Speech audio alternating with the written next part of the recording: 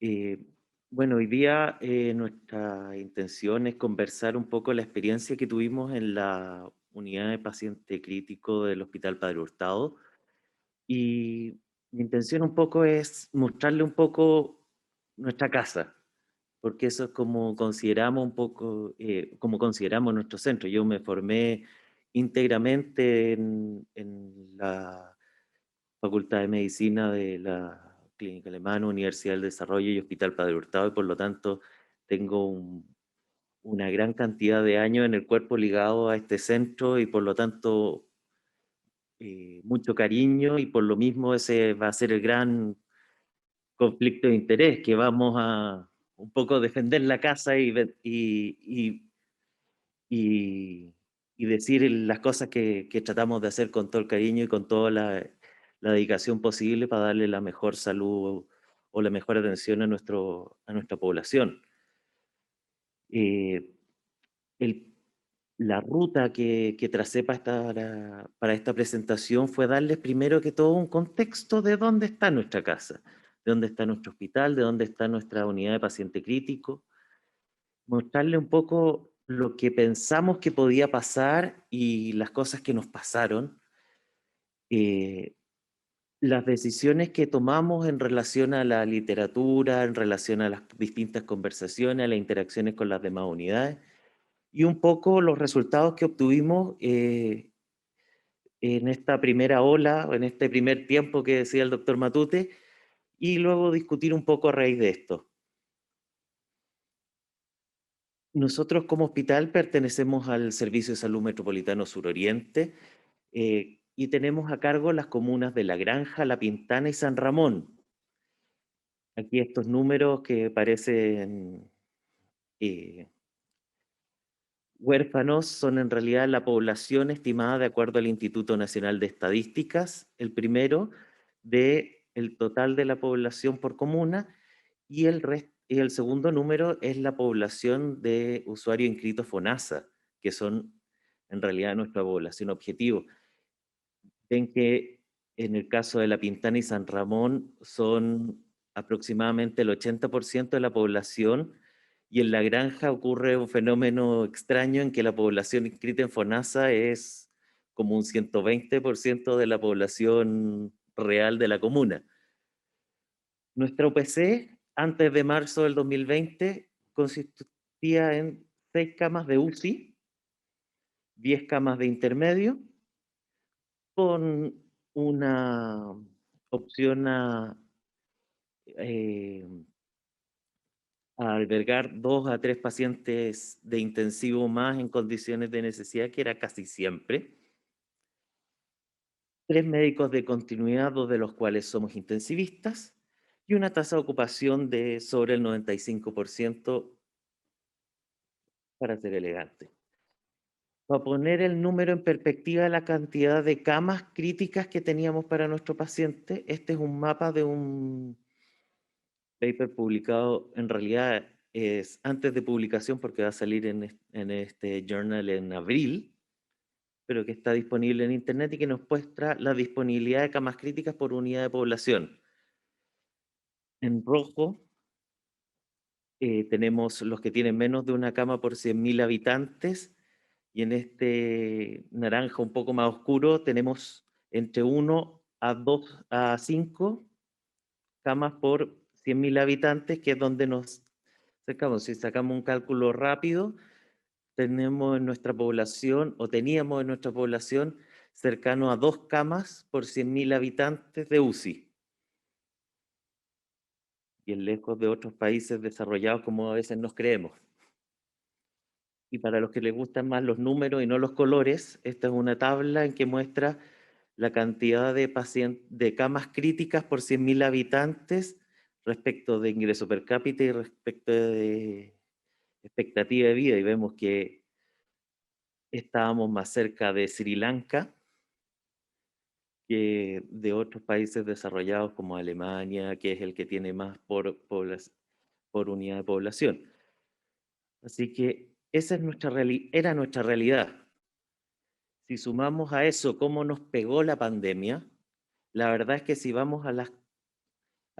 este gráfico que nos muestra la mesa de datos COVID del Ministerio de Ciencia y Tecnología,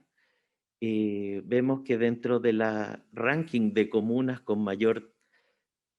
tasa de incidencia de COVID de la región metropolitana, están precisamente nuestras tres comunas. Y eso explica que dentro de las comunas de la mortalidad a nivel nacional, estos son números crudos, nuestras tres comunas están dentro de las comunas que tuvieron más fallecidos a nivel nacional. Si eso uno lo corrige por tasa, también el número es así. Tenemos una tasa de mortalidad que oscila en La Pintana de casi 500 por 100.000 habitantes a San Ramón, que son 309 por 100.000 habitantes. O sea, son números bastante catastróficos. Lo que esperábamos, lo que vimos como problemas que teníamos que atacar, inicialmente cuando uno lo pensaba y veía lo que venía de los datos del extranjero era, mira, tenemos que expandir la unidad de pacientes críticos y eso también va de la mano con una serie de reparaciones y renovaciones que teníamos que hacer y que teníamos en deuda desde previo a la pandemia de nuestra unidad. Tuvimos la oportunidad de adquirir también nuevos equipos clínicos, hacer algunas modificaciones que teníamos pendientes y lograr mejorar en ese aspecto,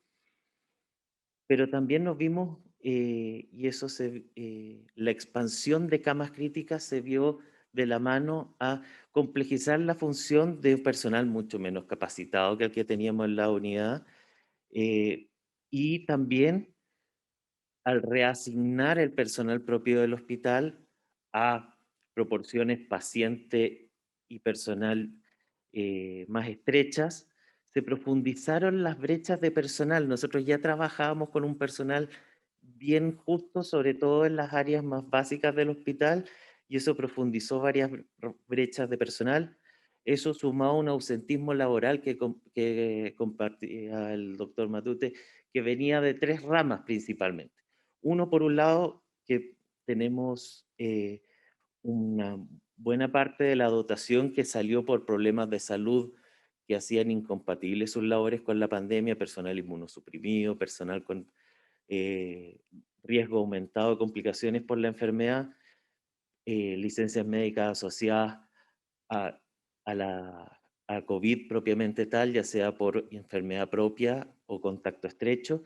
Y también vimos mucho y sobre todo en la segunda mitad, el primer tiempo, mucho burnout probablemente secundario a este drama poblacional que teníamos.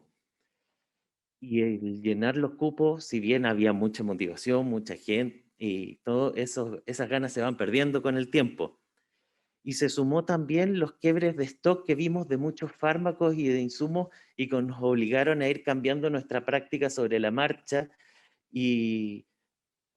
una semana nos encontramos con que se acabó el becuronio, rocuronio. 15 días después ya estábamos todos ya más familiarizados con el fármaco. Volvió, cambio de nuevo y así sucesivamente, y eso con sedaciones, bloqueadores neuromusculares, con incluso antibióticos en algunos momentos. Y una de las partes más críticas lo vivimos cercano a julio, que fue cuando se saturó la red de oxígeno. En un minuto dado, el hospital creció de estas 6 camas críticas o de intensivo que les comentaba a tener casi 50 pacientes en ventilación mecánica invasiva, sumado a cerca de 60 dispositivos de nariceras de alto flujo, algunos ventiladores no invasivos, eh, mascarillas de no recirculación y todos los dispositivos de oxigenoterapia menores que colapsaron el sistema de oxígeno e implicó tener que hacer modificaciones estructurales para cuadruplicar su proporción en un invierno promedio. Este sistema de oxígeno requería cambios o renovación de los tanques cada 15 días. En su momento más crítico requería cambio 2 veces al día y ya no daba la capacidad de evaporación del oxígeno para poder dar flujo suficiente y presión suficiente a todo el hospital, lo que implicó que conectar no un paciente ventilado más habiendo equipo o un paciente a una naricera alto, conectar un dispositivo más implicaba perder la presión de todo el circuito. Y esos fueron probablemente los días más críticos que vivimos. También el aumento de los pacientes críticos con hospitalizaciones más prolongadas, el uso de esteroides también en forma más masificada, llevó a un aumento de de las infecciones nosocomiales y eso llevó de la mano, como les comentaba antes, a una escasez incluso de algunos antibióticos, sobre todo en los últimos meses del año, y que en base a un gran trabajo de la gente de farmacia se logró, y del equipo de infectología, se ha logrado ahí soslayar, pero han sido momentos también bien difíciles, y eso también llevó de nuevo al desgaste físico, mental y emocional de todo el personal. La verdad es que está, y eso se ha transmitido, o sea, este personal que es fogueado en en el rigor, eh, se ha visto mucho más afectado que por otras. Y a esto sumamos la desinformación que fue pan de cada día en en la pandemia. Pasamos de hidroxicloroquina, hipoclorito, que por lo pronovigil, que por lo de mediolado, que fluidos, no fluidos, que corticoides, metilprednisolona, dexametasona, hidrocortisona, que tantas cosas que escuchamos, tantas fuentes creíbles, no creíbles, artículos que salía, no, es que este lo van a publicar y ya lo aceptaron en tal revista, y después salía el retracto, cartas de laboratorio diciendo no usen nuestro fármaco por favor para tratar pacientes COVID. Eh, la verdad es que fue una situación bien compleja y dificultó mucho el decir, ¿qué vamos a hacer? Y por eso, ¿qué hacemos? Esta es una imagen que a los que han leído la saga del Señor de los Anillos y particularmente el Hobbit, muestra cuando eh, los tres enanos junto a Bilbo cruzan el bosque oscuro, un bosque tan denso y tan tupido que no dejaba que entrara la luz del sol y tampoco se viera la luz de las estrellas. Y era tan extenso que no alcanzaba a verse el horizonte. Y por lo tanto, estando ahí varios días de marcha, perdieron el rumbo y no había forma de volver a encontrarlo. La forma fue, paremos, escala, veamos desde fuera del bosque, y así lograban encauzar de nuevo el rumbo.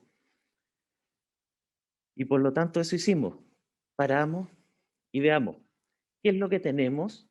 El COVID no es una enfermedad nueva, no redefine la medicina. Probablemente se atenga a lo que ya sabemos hacer y por lo tanto hagamos lo que sabemos hacer.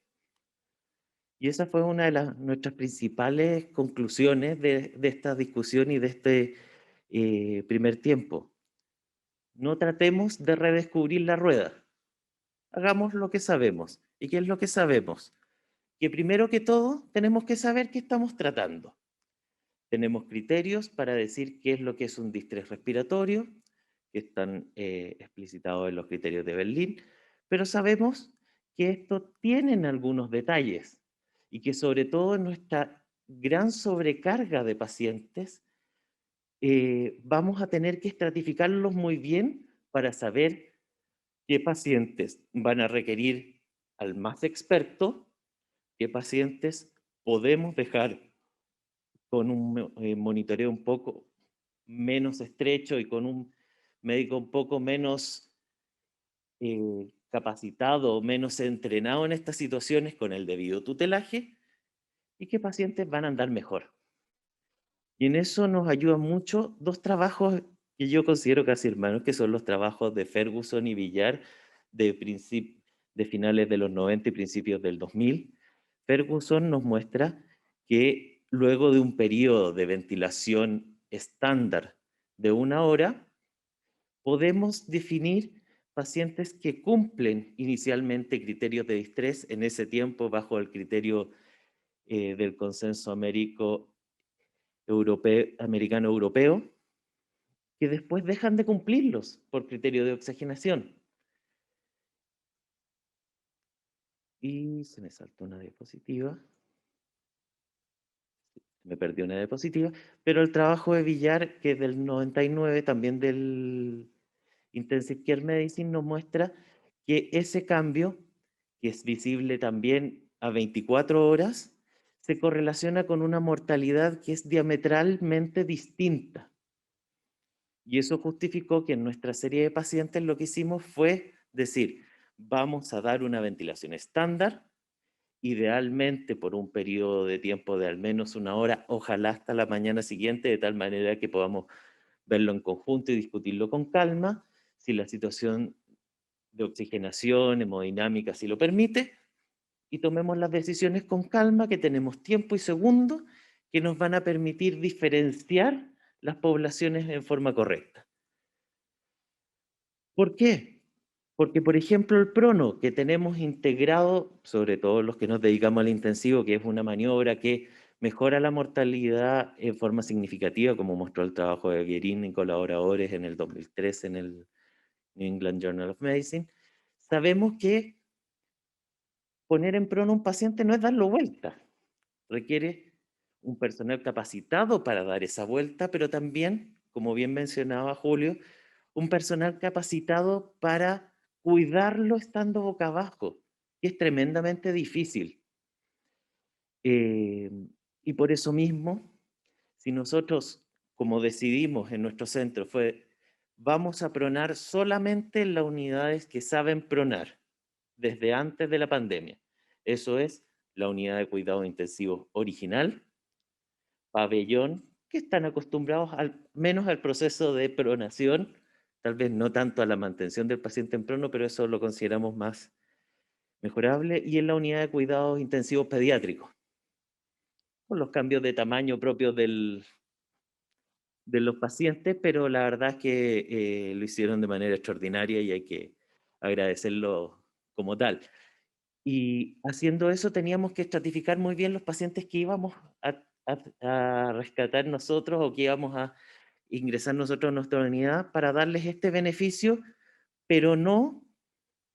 tratar de traer a los que tienen que venir y no traer a nadie de más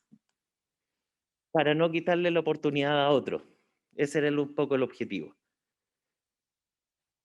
Aquí está la diapositiva del estudio de Villar que le estaba debiendo. No sé qué pasa. Y vemos, como les comentaba, esta clara diferencia de mortalidad entre ambos grupos em, de pacientes. Ahora, respecto al bloqueo neuromuscular, también es un bloqueo neuromuscular, es una herramienta simple, el paciente deja de moverse, empieza, hace que sea una serie de cosas bastante más fácil desde el punto de vista del trabajo, sobre todo de enfermería, nos evita las asincronías, nos evita la sobredistensión, disminuye teóricamente el trauma asociado a la ventilación mecánica, disminuye incluso el consumo de oxígeno. Así que parece eh, una terapia bastante llamativa y con mucha racionalidad. Mejora la distensibilidad, mejora la capacidad respiratoria funcional, incluso mejora la oxigenación, pero podría incrementar la necesidad de sedación, la necesidad, o sea, la consecuencia de debilidad adquirida en UCI y la duración de la sedación, porque si decimos 48 horas de bloqueo, son 48 horas de sedación profunda, más una colita de sedación, porque vamos a ver cómo despierta primero y después lo empezamos, cómo sale del bloqueo y después vemos cómo despierta. Entonces, nos genera una serie de... Y si bien tenemos el estudio de Papazian, entre otros, que demuestran una mejora de la sobrevida de cisatracurio contra placebo publicado en el New England, Tenemos una serie de estudios después que dependiendo de las condiciones de la ventilación, del tipo de bloqueo neuromuscular utilizado y del esquema de sedación contra el que se compara, hemos visto que las diferencias de mortalidad, las diferencias que se veían tan evidentes en el estudio Papazian, hay algunas que se han atenuado y por lo tanto, insisto, en esto también de minimizar los riesgos, hemos tratado de limitar un poco su uso, aunque en ese sentido hemos sido menos papistas que con el prono. Los, Esto porque el prono evidentemente que tiene efectos adversos, al igual que cualquier terapia que asumamos a los pacientes. Si vienen equipos entrenados, como los que probablemente tenemos en todas las unidades de cuidado intensivo originales, los eventos adversos asociados al prono son escasos. Cuando estamos con un 50% o más de la población que está bajo nuestro cuidado prono, se ven y vimos pacientes que tuvieron desplazamiento de vías centrales, desplazamiento de vías arteriales, desplazamiento de tubos endotraqueales y por lo tanto no está exento y eso fue otra de las justificaciones para mantener el prono en lugares donde hubiese más experiencia en hacerlo. Respecto a las maniobras de reclutamiento, también hemos tenido una visión más bien conservadora. Pues si bien hay una evidencia, y este es un metaanálisis publicado en 2019 en el Intensive Care, que muestra una tendencia a disminuir las maniobras de rescate, ya sea prono o ECMO, bajo u otras, sabemos que no afecta la sobrevida de los pacientes y podría haber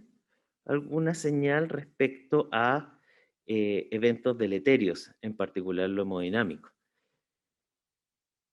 Y por lo tanto, su utilización, por lo menos en nuestro centro, fue bien caso a caso y en el periodo más crítico de la pandemia también se utilizaron cuando no teníamos mucho espacio como llevar a un paciente que tenía potencialmente indicación de pasar a prono a la unidad, a alguna de estas unidades seleccionadas como puente A o como derechamente como un intento de rescate y que fue bastante exitoso en algunas ocasiones.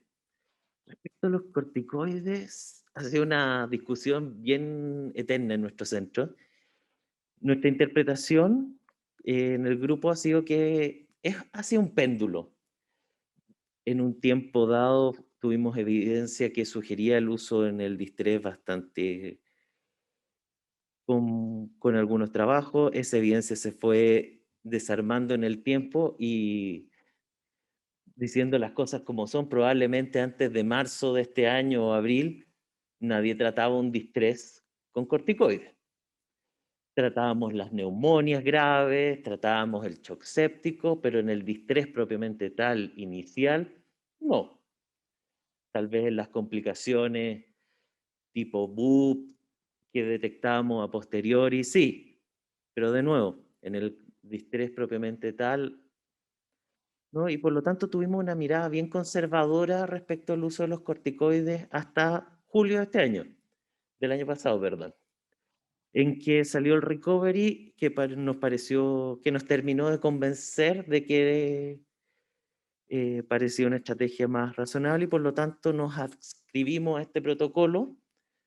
y finalmente ocupamos 6 miligramos de dexametasona en todos nuestros pacientes por un mínimo de 10 días y el uso de otros corticoides o de mantener la dosis va a ir en contexto solo de otra indicación y más bien claro, y en el caso de organización o ese tipo de cosas, bien caso a caso, discutido en forma multidisciplinaria principalmente con el equipo de broncopulmonar. Como les decía, nuestras conclusiones iniciales y probablemente lo más importante fue seguir haciendo lo que sabemos hacer. Si clasifica como tal, como distrés, tratémoslo como tal y estratificar la enfermedad lo mejor que podemos antes de tomar una determinación de dónde poner al paciente y decidir su terapia. Concentrar las atenciones de mayor riesgo y complejidad donde está el personal más capacitado, con más experiencia.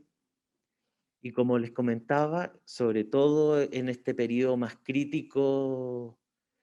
eh, derivemos todo lo derivable porque nuestra infraestructura demostró ser más, no dar abasto a la demanda que estábamos teniendo. En ese sentido, fuimos de los primeros centros en Santiago que empezó a derivar a regiones. eh, Derivamos un montón de pacientes dentro del sistema público y privado. Y si nos están escuchando, muchísimas gracias por ayudarnos. Eh, Aún así no se dio abasto. Y hay que decir las cosas como son. O sea, la última cama la vivimos todos los días. Teníamos un equipo médico de medicina interna y apoyado con nuestros residentes que trataban de hacer un triage lo más eh, eh, imparcial posible para tratar de salvar a todas las personas que se pudieran salvar, pero hubo mucha gente que lamentablemente no logramos darle todas las opciones de tratamiento que se hubiese podido dado la saturación del sistema.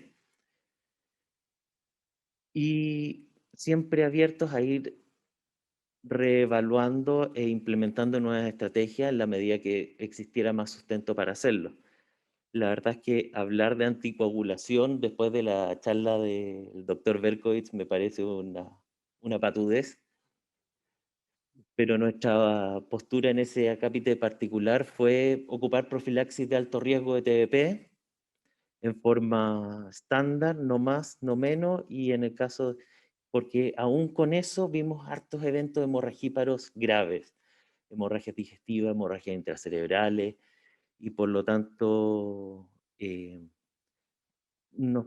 tomamos desde el principio una visión más cauta. Sabemos que hay al menos 3 estudios randomizados controlados que están evaluando esa visión contrastada con la anticoagulación formal y la verdad es que decidimos esperar esos resultados antes de modificar una conducta. En concreto, nuestra ventilación estándar, ¿qué significa? Significa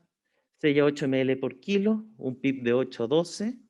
un poco a criterio del médico que está al frente, y ajustable el VT dependiendo de la presión de distensión y ojalá al menos una hora antes de hacer cualquier cambio. Bloqueo neuromuscular el menor tiempo posible. El prono lo determinamos principalmente por la mecánica ventilatoria, más que por la oxigenación. La dexametasona, como la conversamos, búsqueda activa de infecciones y de coinfecciones y sobreinfecciones, las maniobras de reclutamiento y la tromboprofilaxis, como conversábamos. Pasamos a cómo nos fue. Vamos a hacer el primer... acá. Vamos a hablar en este minuto solamente de los resultados de la UPC o de la UCI original, es decir, de la UCI e intermedio que se transformó finalmente en una UCI de 7 camas, o sea, un total de 13 camas disponibles. En el periodo de abril a diciembre del 2020, inclusive, tuvimos 234 ingresos, 152 de estos ingresos fueron por COVID, 4 de estos correspondieron a reingresos, y de esto tuvimos una mortalidad de un 21% en UCI y de un 35% a la fecha. Eso con corte hace 48 horas. Tuvimos 13 traslados a otras UCI, 9 vía gestión de camas, 9 a otras UCI de nuestro mismo centro, ya sea pabellón, pediatría o las UCI que se crearon en las unidades de agudo previas. Tuvimos 2 pacientes que se externalizaron de esos de esos 9 que fueron a soporte circulatorio, o sea, soporte con oxigenación extracorpórea.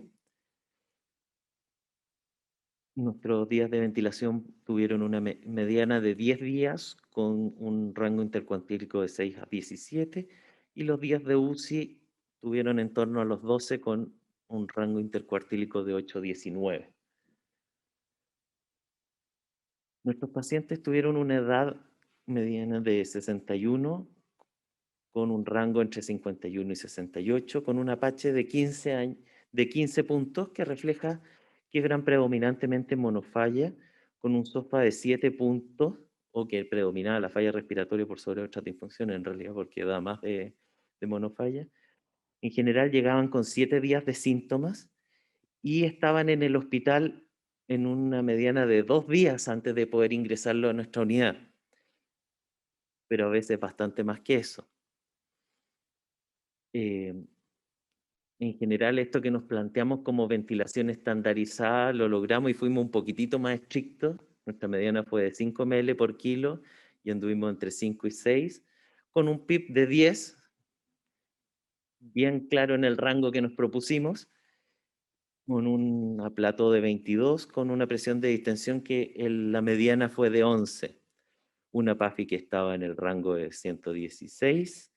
y una gradiente alveolar arterial de 380. Con un IOX de 11,3, que dado que estamos con una ventilación bastante estándar, es bastante comparable como de pronóstico. En otras terapias, como les decía, tratamos de restringir un poco los bloqueos neuromusculares, pero también teníamos pacientes muy graves. Así que más del 90% de nuestros pacientes estaban con infusiones de bloqueo neuromuscular. 55% de la corte estuvo en posición prono, al menos una tanda, y en un promedio con una mediana de 48 horas, pero que se extendió, lo más largo que tuvimos fue de una semana, y algunos casos bastante más, menos que eso. Y la mortalidad de los pacientes en prono fue de 46%, lo que probablemente refleja también la gravedad de los pacientes y de que, que probablemente no a todos pudimos llegar todo lo precoz que quisimos. Las maniobras de reclutamiento se ejercieron en 30% de los pacientes y, como les decía, los corticoides, si bien entraban y salían porque hubo bastante heterogeneidad previo a julio, que se ocupó sobre todo en el servicio de urgencia, distintos esquemas de metilprednisolona, dexametasona, hidrocortisonas, etc. Ya a finales de julio, en realidad ya a finales de julio, con más rigurosidad, se ocupó el protocolo recovery como hospital, y en ese sentido no sé si sacarle algún rol, pero hay alguna tendencia a cambiar los números de mortalidad. Eh, Como les decía, estos datos corresponden solamente a la unidad de paciente crítico original, y por lo tanto subestiman un poco la realidad hospitalaria, o puede ser la misma. La verdad es que en los números que manejan la dirección del hospital, la mortalidad del centro estaba más cercana al 30% en las unidades de paciente crítico, no así la mortalidad hospitalaria, que es un número bastante mayor a eso. Eh, la revisión de nuestro registro muestra bastantes lagunas, y eso pese al esfuerzo de 3 de nuestros residentes, que fueron los que se rompieron el lomo tratando de registrar y de motivarnos a registrar todo lo que nos habíamos propuesto. Creemos que debemos mejorar bastante eso para tener mejores datos y poder implementar mejoras con eso. Es un hecho que nuestra población sufrió la pandemia más fuerte que otras, y que la mortalidad de nuestra población y la del hospital da cuenta de eso. De hecho, hemos ojo de la prensa por ese mismo hecho durante un tiempo, pero creemos que los datos que les estoy mostrando hoy día demuestran que al menos con los pacientes que logramos tratar, que logramos ingresar, fue bastante adecuada y son un buen cimiento para empezar a rediscutir o para seguir construyendo en esta nueva ola. En este estudio o en este editorial en realidad de Sampieri, lo que muestra es que la mortalidad en estos casos de saturación del sistema no está determinada, nuestra performance como UCI o lo que podemos determinar nosotros es solo un pequeño punto dentro de toda la telaraña de interacciones que hay entre las comorbilidades de los pacientes y sus factores socioeconómicos, su edad, su raza, también la densidad de población, como conversábamos, eh, y la capacidad de acceso a la salud probablemente juega un rol pivotal acá y es probablemente una de las cosas que tenemos pendiente en este sector de la capital. Nuestros desafíos principales es capacitar y consolidar nuevos equipos de trabajo. La verdad es que tanto el conseguir personal para llenar todos estos cargos nuevos, como el suplir las bajas que hemos tenido ya sea por enfermedad preexistente o enfermedades relacionadas a la pandemia, eh, ha sido todo un desafío. Estamos claros que no vamos a podernos achicar como centro de la UCI que tenemos ahora y estamos viendo distintas estrategias para crecer, pero claramente mientras tanto hay que seguir arando, hay que seguir trabajando y hay que seguir viendo cómo consolidar y cómo seguir cimentando todo lo que ganamos como experiencia en esta primera ola. Tenemos como principal objetivo que tratar de mantener estos resultados que les comento, que nos parece que no son malos, que son bastante comparables con otros centros, incluso con más recursos que nosotros, y tratar de mejorarlo en la medida de lo posible, porque siempre se puede. Optimizar probablemente los flujos de los pacientes sea uno de los ejes críticos de las cosas que tenemos que optimizar y mejorar nuestra capacidad de registro, probablemente más que por voluntad, que sí juega un buen rol, sea siendo bien honesto y bien claro, vamos a tener que tener un registro un poco menos ambicioso de lo que habíamos planteado inicialmente. Y agradecer a nuestro personal de médicos, enfermeras, técnicos, auxiliares, que, que se han roto todo el lomo tratando de sacar a nuestros pacientes adelante, manteniendo su alegría, manteniendo el ingenio, manteniendo las ganas, a pesar de todo lo difícil que se ha hecho, pensando siempre en los pacientes. Acá tenemos un paciente que ingresó a principios de noviembre por coronavirus al hospital.